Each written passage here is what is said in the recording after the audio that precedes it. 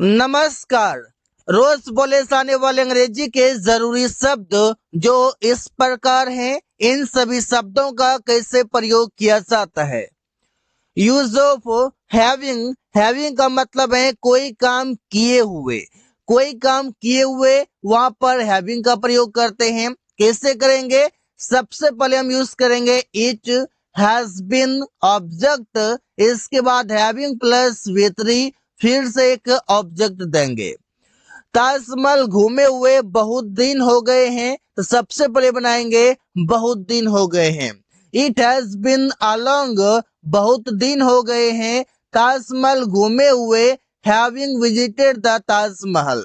Having के साथ verb का थर्ड फॉर्म प्रयोग करेंगे। इसका मतलब होगा कोई काम किए हुए, घूमे हुए, जाए हुए, देखे हुए, सुने हुए, ऐसे बोलेंगे।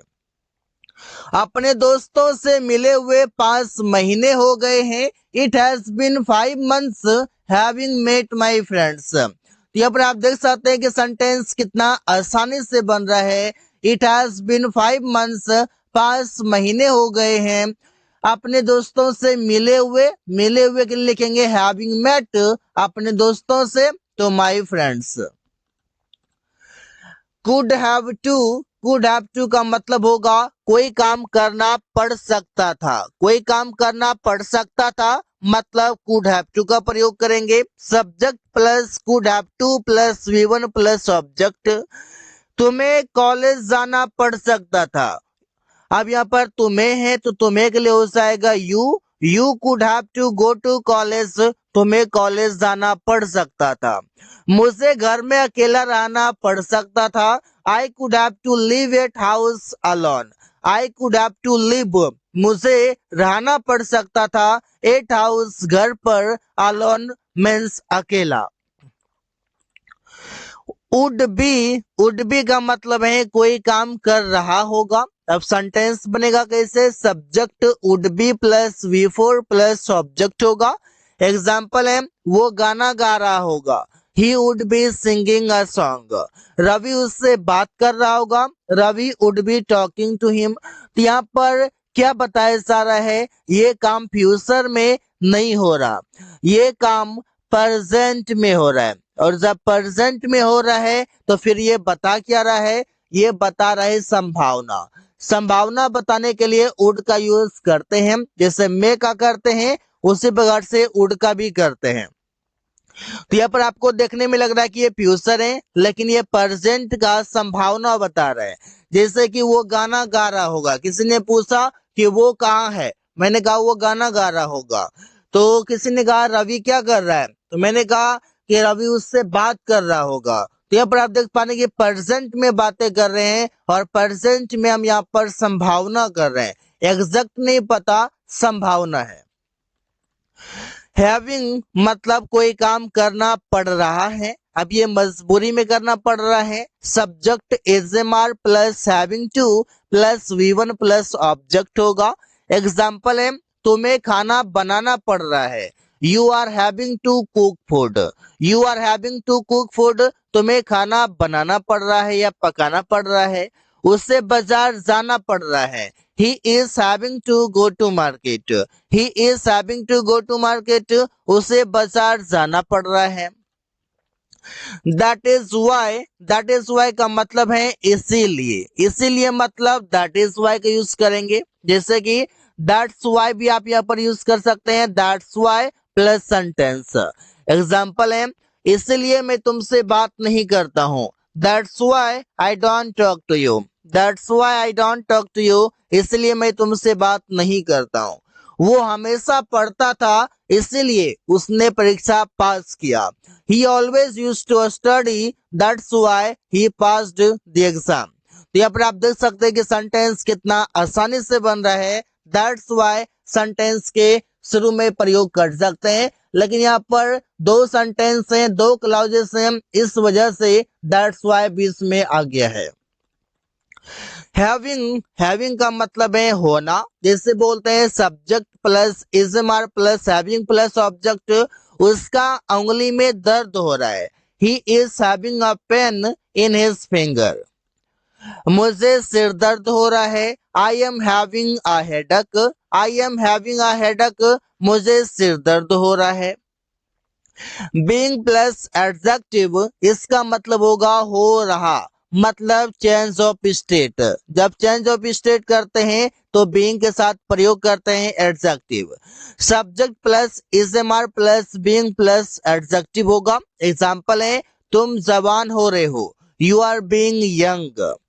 अंधेरा हो रहा है, इट इज बीइंग डार्क। ऐसे बोल सकते हैं, तुम मोटे हो रहे हो, यू आर बीइंग फैट। वो लंबा हो रहा है, ही इज बीइंग टॉल। तो ऐसे सेंटेंसेस हम बना सकते हैं कई सारे। विल हैव टू का मतलब होगा कोई काम करना पड़ेगा या कोई काम करना होगा। जैसे subject plus will have to plus V1 plus object होगा। ऐसे सेंटेंसेस कई बार यूज करते हैं। तुम्हें मेरे साथ बाजार जाना पड़ेगा, you will have to go to market with me. हम लोगों को परीक्षा पास करने के लिए पढ़ना पड़ेगा, we will have to read to pass the exams. या पर देखिए, we will have to read, हम लोगों को पढ़ना पड़ेगा परीक्षा पास करने के लिए, टू पास द एग्जाम्स। तो ऐसे सेंटेंसेस बनाए जाएंगे। टू बी V3, इसका मतलब है कोई काम किया जाए, कोई काम किया जाए, वहां पर यूज करेंगे टू बी के साथ वर्ब का third form. Subject plus verb plus object plus to be plus verb का थर्ड फॉर्म होगा। एग्जाम्पल है, मैं चाहता हूं यह काम किया जाए, I want this work to be done. मैं चाहता हूं उसे पीटा जाए, I want him to be beaten. यहाँ पर उसे ऑब्जेक्ट है, इस वजह से यहाँ पर हिम हो जाएगा। ही सब्जेक्ट होता है, ही का ऑब्जेक्टिव फॉर्म हिम हो जाएगा। मैं चाहता हूं यह कमरा साफ किया जाए, I want this room to be cleaned. तो ऐसे सेंटेंसेस बनाए जाते हैं। हैव मतलब मजबूरी में, जिसे कोई काम करना पड़ता है या कोई काम करना है, ऐसे बोलते हैं।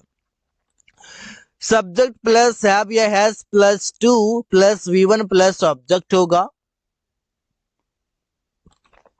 मुझे काम करना पड़ता है, I have to work.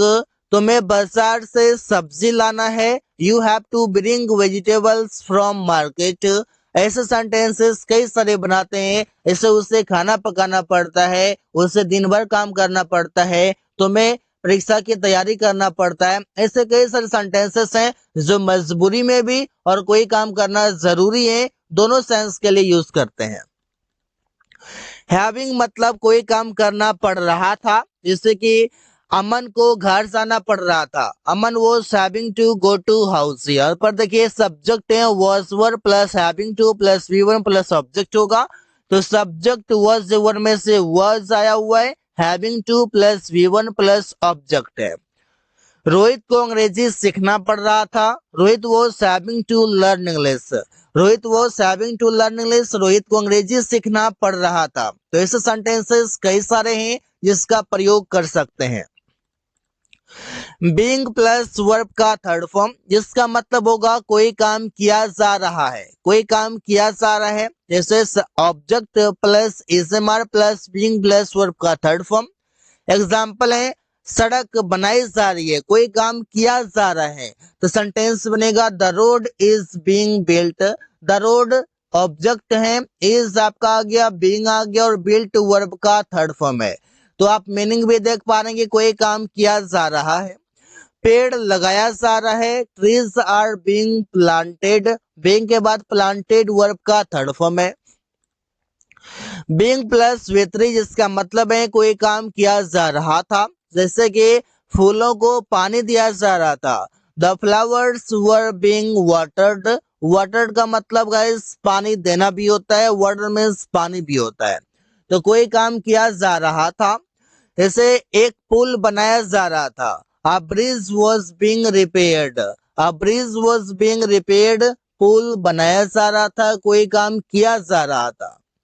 Might have to मतलब शायद पढ़ सकता है, शायद पढ़ सकता है मतलब माइट हैव टू का प्रयोग करेंगे। Subject might have to plus V1 plus object होगा। मुझे शायद एक कार खरीदना पड़ सकता है, I might have to buy a car, I might have to purchase a car. तुम्हें शायद उससे मिलना पड़ सकता है। You might have to meet him. जब कोई काम शायद पड़ सकता है, वहां पर माइट हैव टू के साथ V1 का प्रयोग करेंगे। So guys, thanks for watching, that's all for today.